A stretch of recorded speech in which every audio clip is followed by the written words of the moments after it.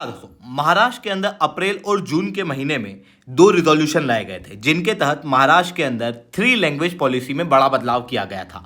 हिंदी को third compulsory language के रूप में यूज करने की बातचीत की गई थी फ्रॉम क्लास 1 ऑनवर्ड्स। बट इसके बाद महाराष्ट्र के अंदर जो ग्रुप्स हैं उन्होंने प्रोटेस्ट करना शुरू कर दिए, जिसके बाद अब 3 लैंग्वेज पॉलिसी को हटाया गया है। कंपलसरी हिंदी का प्रयोग अब नहीं किया जाएगा। इंग्लिश और मराठी लैंग्वेज ही यहाँ पर कंपलसरी रहेंगी।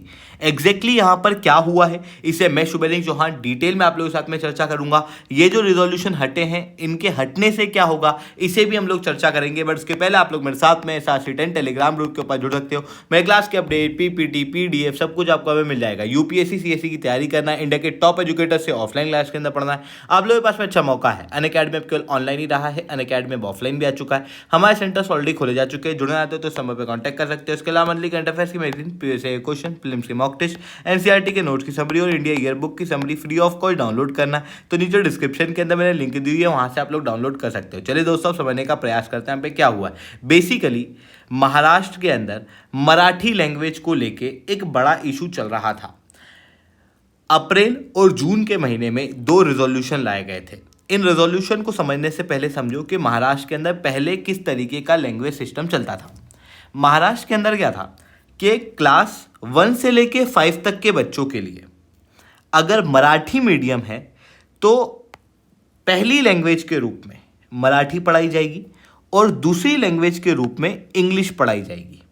अगर इंग्लिश मीडियम है तो पहली लैंग्वेज के रूप में इंग्लिश पढ़ाई जाएगी और दूसरी लैंग्वेज के रूप में मराठी पढ़ाई जाएगी। ये क्लास 1 to 5 के लिए।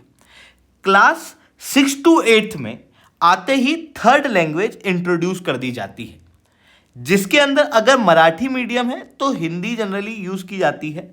इसके अलावा ऑप्शन भी होते हैं हिंदी, संस्कृत, फ्रेंच और उर्दू। अगर हिंदी नहीं भी यूज करना तो संस्कृत, फ्रेंच, उर्दू इनको भी यूज कर सकते हो। पर जनरली मराठी मीडियम के अंदर इतनी सारी लैंग्वेज के ऑप्शन रहते नहीं है, इस कारण से वहाँ पर हिंदी पढ़ा दी जाती है और बाकी जितने इंग्लिश मीडियम स्कूल है वहाँ पे अगर ऑप्शन दिया जाता है तो वहाँ पे ऑप्शन दिया जा सकता है। इस तरीके से 3 लैंग्वेज की पॉलिसी जो है वो महाराष्ट्र के अंदर चलती थी। नेशनल एजुकेशन पॉलिसी 2020 के प्रति ये अलाइंड थी। बट अभी क्या हुआ था, अप्रैल और जून के महीने में 2 रिजोल्यूशन आए और इन रिजोल्यूशन के जरिए बड़ा बदलाव किया गया। ये जो 3 लैंग्वेजेस हैं जो क्लास 6 के बाद आती थी, अब इन्हें कर दिया गया था क्लास 1 से। और पहले जो 3 लैंग्वेज थी उसके अंदर ऑप्शन मिलता था।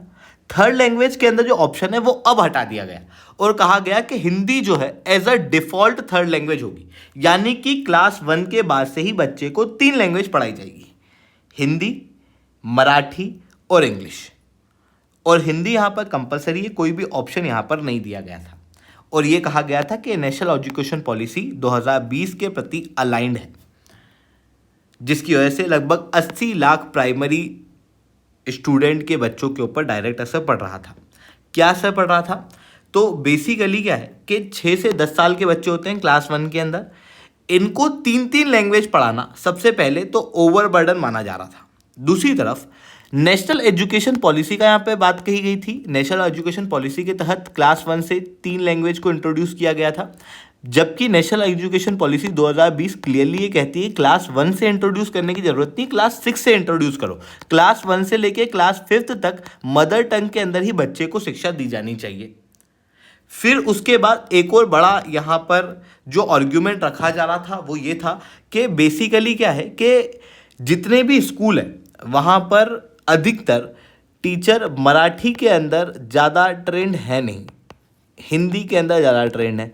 ऐसी कंडीशन में ऑटोमेटिकली मराठी तो ग्राउंड लेवल पे पढ़ाई नहीं जाएगी, केवल और केवल हिंदी पढ़ाई जाएगी। इसी कारण से जो मराठी ग्रुप है, जो मराठी को प्रमोट करते हैं महाराष्ट्र के अंदर, उनको ये बात सही नहीं लग रही थी। उनको लग रहा था कि ये क्लियरली हिंदी का इम्पोजिशन है, ये तो RSS की आइडियोलॉजी है। इस तरीके की बातचीत जो है वो महाराष्ट्र के अंदर होना शुरू हुई और धीरे धीरे करके ये बड़े प्रोटेस्ट के अंदर तब्दील हो गई, जहाँ पर महाराष्ट्र के अंदर जो लिटरेरी ग्रुप है, कल्चरल इंस्टीट्यूशंस हैं, पेरेंट्स हैं, स्टूडेंट हैं, बड़ी बड़ी पॉलिटिकल पार्टीज़ हैं, इन्होंने ग्राउंड लेवल पे आके प्रोटेस्ट करना शुरू कर दिया। इवन उद्धव ठाकरे और राज ठाकरे ने भी आपस में हाथ मिला लिया 20 साल के बाद और इन्होंने भी कहा कि भाई हम तो प्रोटेस्ट करेंगे। और प्रोटेस्ट प्रोटेस्ट का दिन था 5 जुलाई के दिन, ये एक बड़ा प्रोटेस्ट जो है वो करने वाले थे, बट इसी बीच में महाराष्ट्र के अंदर जो सरकार है उन्होंने दोनों रिजोल्यूशन हटा दिए हैं। यानी कि जो कंपलसरी थर्ड हिंदी लैंग्वेज थी अब वो नहीं होगी। अब क्लास 5th के बाद से ही 3 लैंग्वेज का फॉर्मूला चलेगा। क्लास 5 के पहले इंग्लिश और मराठी पढ़ाई जाएगी। क्लास 5 के बाद में भी जो 3 लैंग्वेज है उसके अंदर थर्ड लैंग्वेज के अंदर ऑप्शन दिया जाएगा। अगर कोई बड़ा स्कूल है जहाँ पे ऑप्शन देने के लिए टीचर है, अगर नहीं है तो फिर हिंदी ही पढ़ा दी जाएगी।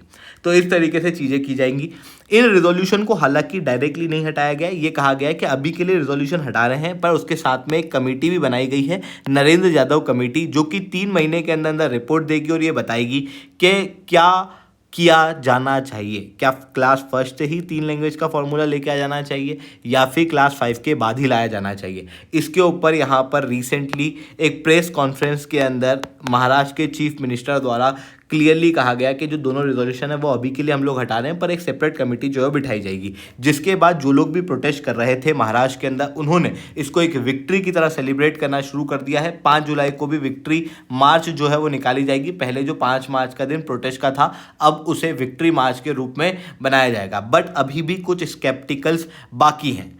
बात यह है कि देखो, पहले तो 2 रिजोल्यूशन हटाए गए हैं, बट यहाँ पर कमेटी बिठाई गई है, तो फिर ऐसा माना जा रहा है कि हो सकता है कमेटी के माध्यम से वापस से वही फॉर्मूला जो है वो लाया जाए।